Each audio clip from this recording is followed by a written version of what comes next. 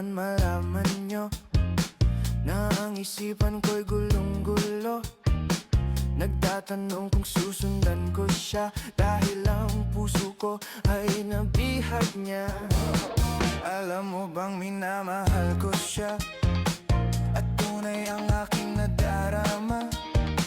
Kahit ako'y nagmumukhang tanga, ay ayos lang basta kasama siya.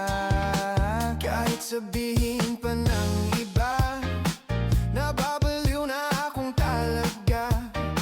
Kahit mayroong ibang nagcha-cha-cha, nagrurumba, nagsasalsa.